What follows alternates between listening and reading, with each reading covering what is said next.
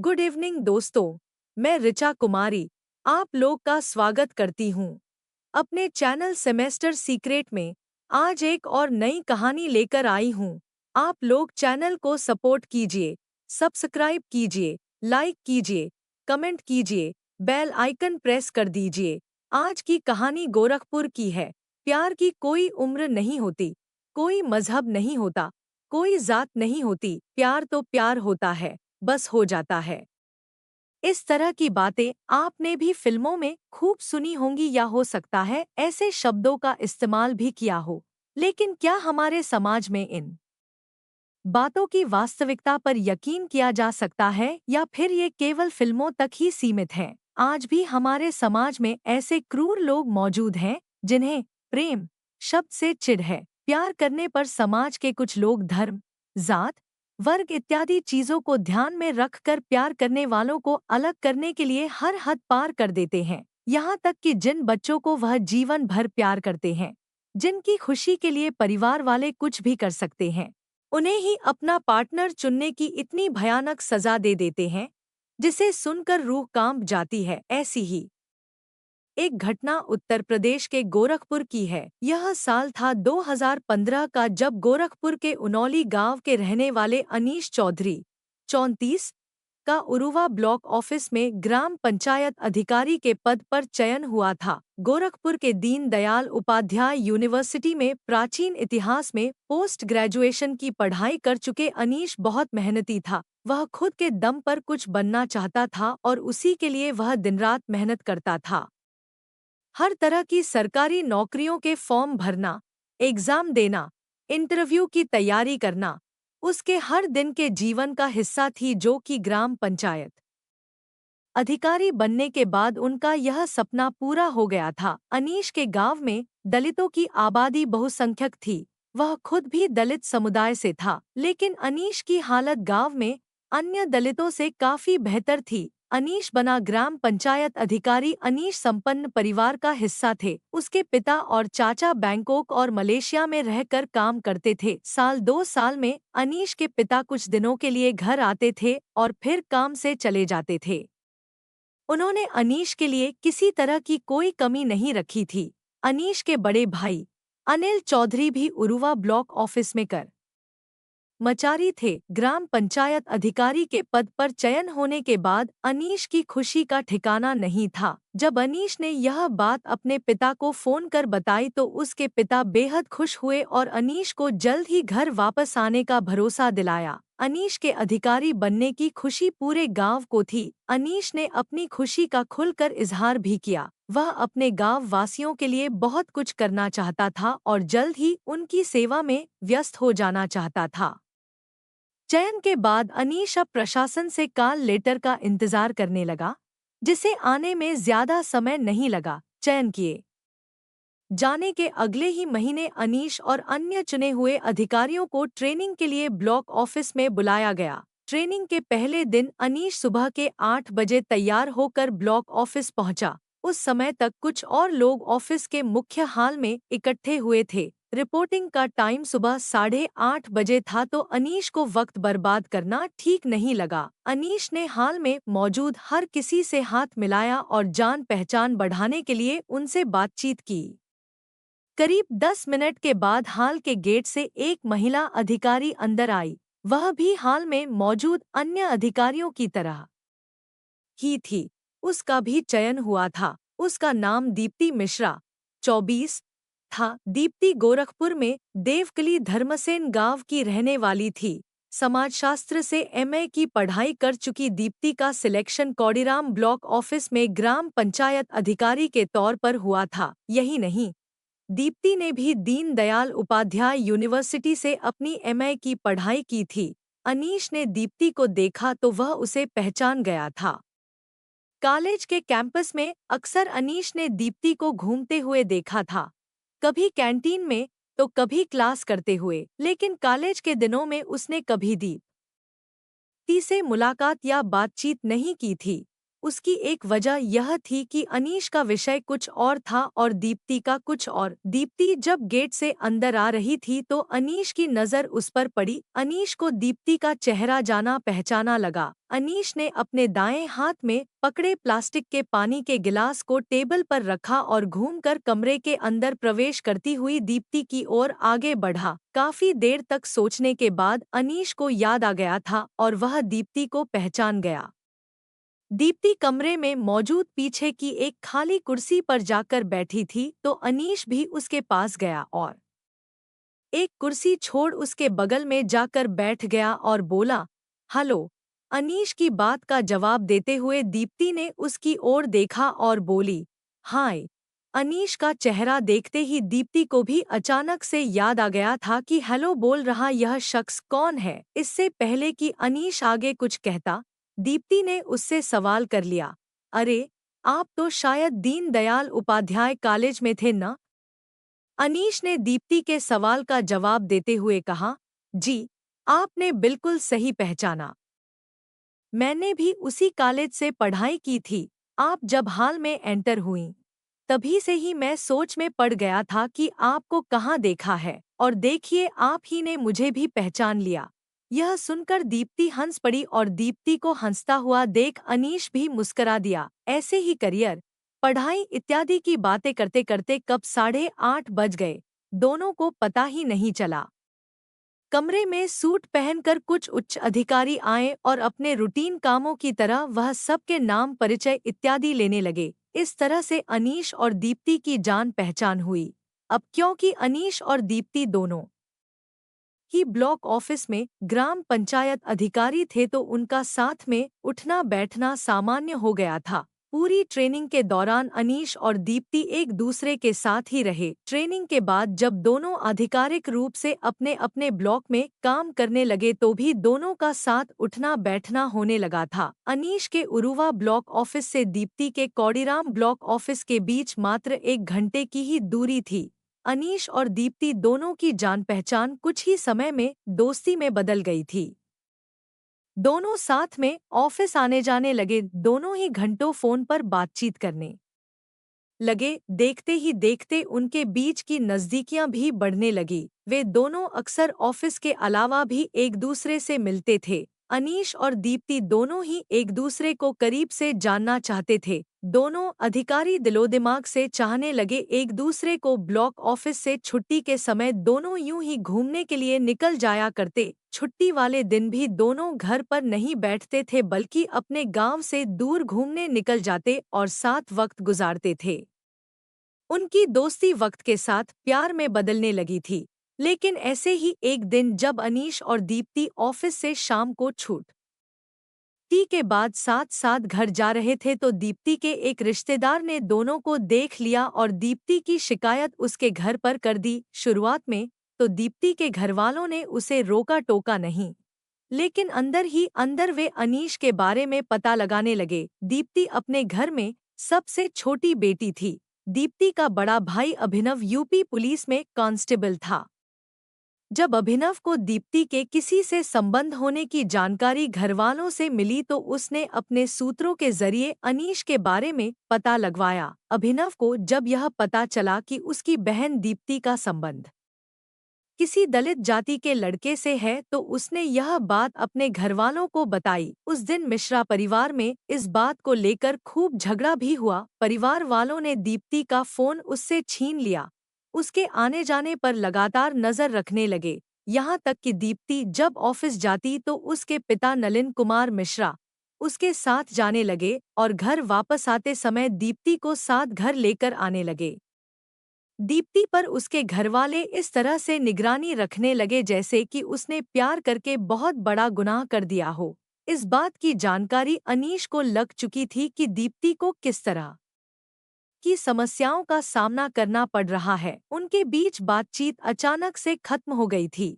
दीप्ति जब अपने कौड़किराम block office पहुंचती तो वहां मौजूद अन्य कर्मचारियों के फोन से अनीश को फोन करती और उसे अपने साथ हो रहे जुल्मोसितम के बारे में बताती। शुरुआत में तो अनीश ने दीप्ति को धैर्य रखकर काम करने के लिए कहा, लेकिन कुछ दिनों के बाद जब दीप्ति को अनीश से दूरी बर्दाश्त नहीं हुई तो उसने अनीश को उससे शादी कर लेने के लिए कहा।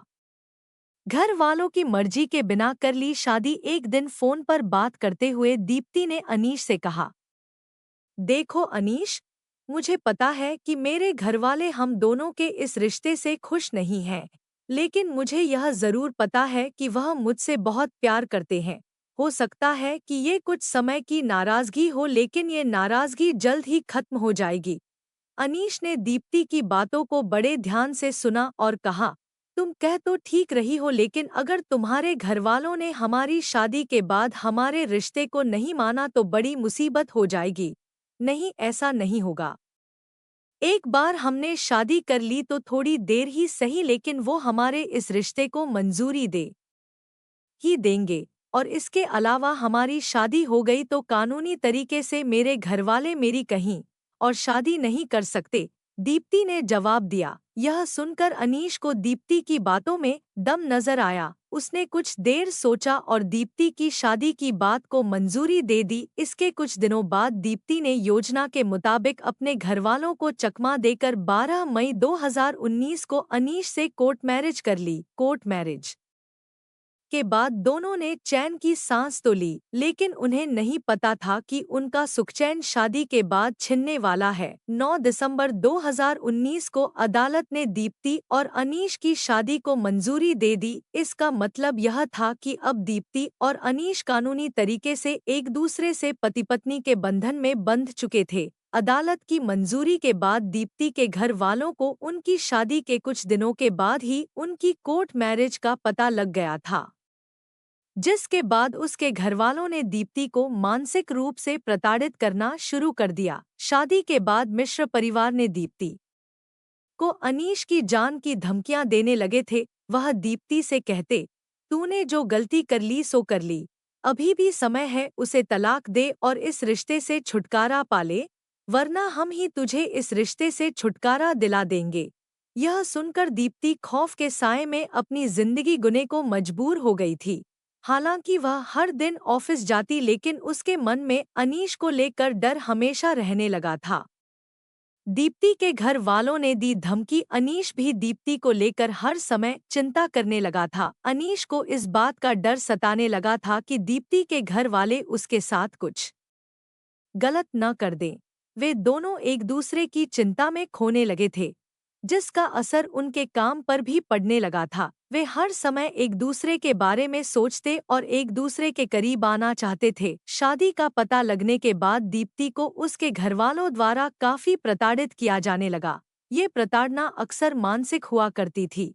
कभी उसकी मां जानकी देवी बीमार होने का नाटक करती तो कभी उसके पिता अक्सर उसके सामने दिल का अटैक आने की नाटक नौटंकी करते और अनीश से तलाक ले लेने को कहते थे। जब दीप्ति अपने घरवालों की बात नहीं मानती तो वे अनीश को जान से मार देने की धमकियां देते थे। दीप्ति के घर वाले उसे दलित समुदाय के लड़के से शादी करने के चलते दीप्ति को कलंक समझते थे। वह दीप्ति को अक्सर कहते थे, तूने हमारे परिवार की, खानदान की, ब्राह्मणों की नाक कटा दी है। तुझ जैसी कलंक का पहले पता होता तो तुझे हमने कोख में ही मार दिया होता। इसी बीच फरवरी 2021 की शुरुआत में नलिन मिश्र ने अनीश पर अपनी बेटी के बलात्कार करने का आरोप लगाया। यह जानकर दीप्ति को इतना आश्चर्य हुआ कि उसके पिता अपनी बेटी के साथ ऐसा कैसे कर सकते हैं, लेकिन उन दिनों दीप्ति के घरवालों ने उसको इतना प्रताड़ित किया, उस पर इतना दबाव बनाया कि दीप्ति को अनीश के खिलाफ बयान देना पड़ा। फिर दीप्ति चली गई अनीश के घर, लेकिन जब अनीश की गिरफ्तारी की नौबत आई तो 20 फरवरी 2021 को दीप्ति एक बार फिर से अपने घर वालों को चकमा देकर अनीश के साथ रहने के लिए उसके घर आ गई। दीप्ति के घरवालों ने फिर भी हार नहीं मानी। उन्होंने स्थानीय पुलिस को अनीश के खिलाफ दीप्ति का अपहरण करने की रिपोर्ट दर्ज करवाई, जिसके बाद अनीश और दीप्ति दोनों ने मिलकर सोशल मीडिया पर एक वीडियो बनाकर पोस्ट तभी किया, जो वायरल हो गया। उस वीडियो में दीप्ति ने बताया कि उसका अपहरण नहीं हुआ है और वह अपनी मर्जी से अनीश के साथ रह रही है और दोनों ने शादी कर ली है। कुछ महीनों तक दोनों ने जिंदगी साथ में गुजारी, साथ में काम पर जाते, साथ में काम से वापस आते, लेकिन दोनों के मन से डर का साया कम नहीं हुआ था। इसको ध्यान में रखते हुए अनीश के पिता ने दोनों को सार्वजनिक रूप से शादी करने का उपाय बताया। उन्होंने उनसे कहा कि अगर वे सार्वजनिक तरीके से शादी कर लेंगे तो हो सकता है कि वो लोग उनकी शादी को स्वीकार कर लें। उनकी बातों का सम्मान करते हुए दोनों ने 28 मई 2021 के दिन गोरखपुर के महादेव झारखंडी मंदिर में शादी कर ली। मंदिर में शादी करने के बाद अनीश के घरवालों ने दोनों के लिए गोरखपुर में अवंतिका होटल में एक बड़ा रिसेप्शन भी रखा। इस रिसेप्शन में सिर्फ अनीश के घरवाले और रिश्तेदार ही मौजूद थे। दीप्ति के घर से न तो मंदिर में शादी के समय कोई आया और न ही रिसेप्शन में कोई आया।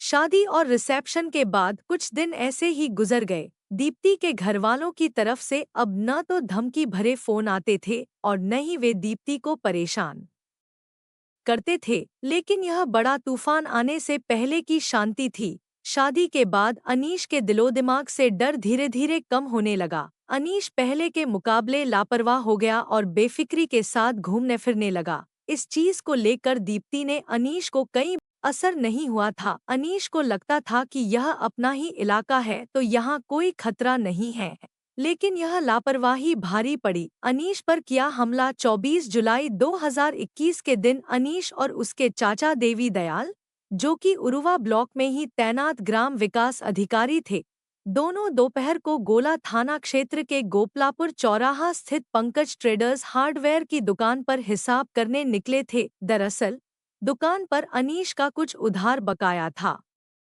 वही उधार चुकता करने हार्डवेयर की दुकान पर दोनों आए थे। दुकान मालिक हिसाब अभी तैयार कर ही रहा था, तभी अनीश के मोबाइल पर एक कॉल आ गई। कॉल रिसीव करते हुए अनीश चाचा को इशारे से हिसाब देखने को कहा, दुकान से बाहर निकल गया और सड़क के एक किनारे बात करने में मशगूल हो गया। तभी साए की तरह उसके पीछे पीछे चाचा देवी दयाल भी बाहर आए और कुछ दूरी पर खड़े भतीजे की निगरानी करने लगे। उसी समय दूसरी तरफ से तेजी दो बाइक आकर अनीश के पीछे रुकी।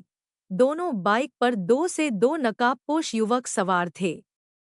एक बाइक पर पीछे बैठे नकाबपोश ने अपने कमर में पीछे खोंस रखा धारदार दतिया निकाला और फिल्मी स्टाइल में अचानक अनीश के सिर, गले और सीने पर ताबड़ तोड़ कई वार कर दिए। भतीजे अनीश पर हमला होते देख चाचा देवी दयाल हमलावरों से भिड़ गए। अपनी जान की परवाह किए बिना उन्होंने भतीजे पर हमला करने वाले एक नकाबपोश को धर दबोचा। यह देखकर नकाबपोश हड़बड़ा गया और उनसे छूटने के लिए देवी दयाल के सीने पर प्रहार कर दिया। अचानक हुए हमले से देवी दयाल पल भर के लिए गशत खाकर जमीन पर गिर गए। कुछ पलों बाद जब उठे तो नकाबपोश ने उन पर फिर से पलटवार किया। तब तक चीख पुकार तेज हो गई थी। देवी दयाल की चीख सुनकर आस पड़ोस के दुकानदार शोर मचाते हुए बाहर निकले। पब्लिक को बदमाशों ने अपनी ओर आते हुए देखा तो चौंकन्ने हो गए और जिधर से आए थे मौके पर हथियार फेंककर उसी दिशा में फरार हो गए। दीप्ति ने अपने ही घर वालों के खिलाफ लिखाई रिपोर्ट। इधर अचानक हुए हमले से अनीश गंभीर रूप से घायल, वह हवा में लहराते हुए किसी कटे पेड़ की तरह जमीन पर धड़ाम से गिरा। आनन फानन में लोगों ने अनीश और देवी दयाल को टेम्पो से लाद कर गोला स्थित सामुदायिक स्वास्थ्य केंद्र पहुंचाया, जहां डॉक्टरों ने अनीश को देखते ही मृत घोषित कर दिया। भतीजे की मौत की खबर सुनते ही देवी दयाल की हालत और बिगड़ गई। घबराहट के मारे उनकी सांसों की रफ्तार और तेज हो गई। यह देख डॉक्टर भी घबरा गए और उन्हें Baba Raghavdas BRD medical college Gulariha refer कर दिया। अनीश की हत्या की खबर मिलते ही इलाके में सनसनी फैल गई थी।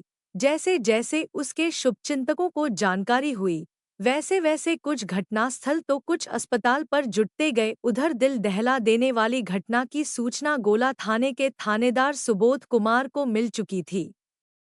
घटना की सूचना मिलते ही वह फोर्स सहित अस्पताल पहुंच गए और अस्पताल को पुलिस छावनी में बदल दिया ताकि कोई अप्रिय घटना न घट सके। सूचना पाकर थोड़ी ही देर में वहां तत्कालीन एसएसपी दिनेश कुमार प्रभु, एसपी दक्षिणी अरुण कुमार सिंह और सीओ गोला अंजनी कुमार पांडेय भी पहुंच गए थे। पुलिस अधिकारियों ने शव का निरीक्षण किया। सिर, गले और सीने पर किसी धारदार हथियार से ताबड़तोड़ हमला किया गया था। ज्यादा खून बहने से अनीश की मौत हुई थी। पुलिस ने शव को अपने कब्जे में ले लिया और उसे पोस्टमार्टम के लिए बीआरडी मेडिकल कॉलेज, गुलरिहा भिजवा दिया। इंस्पेक्टर सुबोध कुमार को कागजी कार्रवाई पूरी करते हुए दोपहर के 2 बज गए थे। अस्पताल से फारिग होते ही पुलिस गोपलापुर चौराहा पर उस जगह पहुंची जहां घटना घटी थी। पुलिस अधिकारियों ने घटनास्थल का निरीक्षण किया। मौके पर फैला खून जम चुका था, जिस पर ढेर सारी मक्खियां भिनभिना रही थी। मौके से कुछ दूरी पर खून से सना एक धारदार हथियार गिरा पड़ा था। पुलिस ने उसे बतौर सबूत अपने कब्जे में लिया। मौके पर पहुंची फोरेंसिक टीम अपनी जांच में जुट गई। पुलिस ने अनीश की पत्नी दीप्ति चौधरी की तहरीर लिया। आईपीसी की धारा 302, 307, 506, 120 बी एवं SC/ST की धारा 3(2)(वी) तहत मायके के 17 लोगों के खिलाफ मुकदमा दर्ज कर दिया, जिनमें नलिन मिश्र, पिता, मणिकांत मिश्र, बड़े पापा यानी ताऊ, अभिनव मिश्र, भाई, अनुपम मिश्र, भाई, विनय, उपेंद्र, अजय, प्रियंकर, अतुल्य, प्रियांशु, राजेश, राकेश, त्रियोगी, नारायण, संजीव, विवेक तिवारी और सन्नी सिंह सहित 4 अज्ञात शामिल थे। घटना की जांच की जिम्मेदारी गोला के सीओ अंजनी कुमार पांडेय को सौंपी गई थी। इस मामले में पुलिस ने 4 आरोपियों मणिकांत मिश्र, विवेक तिवारी, अभिषेक तिवारी और सन्नी सिंह को गिरफ्तार कर लिया। उन्हें गोला के डीडीहा क्षेत्र से गिरफ्तार किया था। इन चारों से पूछताछ की गई। उन्होंने अपराध स्वीकार करते हुए अन्य आरोपियों के भी नाम भी बता दिए। पुलिस ने इन्हें अदालत में पेश कर जिला जेल भेज दिया। 28 जुलाई 2021 को एएसपी साउथ अरुण कुमार सिंह ने एक प्रेसवार्ता आयोजित कर 4 आरोपियों के गिरफ्तार होने की जानकारी दी और कि जल्द बाकी आरोपियों को भी गिरफ्तार कर लिया जाएगा। आश्वासन दिया, प्यार इंसानियत का सबसे सुंदर रूप है। इसे जात, मजहब या वर्ग की दीवारों में बांधना गलत है। इस केस ने दिखा दिया कि जब रिश्ते को जाति के चश्मे से देखा जाता है तो उसका अंत हिंसा होता है। परिवार की इज्जत और समाज की परंपरा के नाम पर अपने ही बच्चों की हत्या करना सबसे अमानवीय कृत्य है। इज्जत कभी खून से नहीं बचाई जा सकती।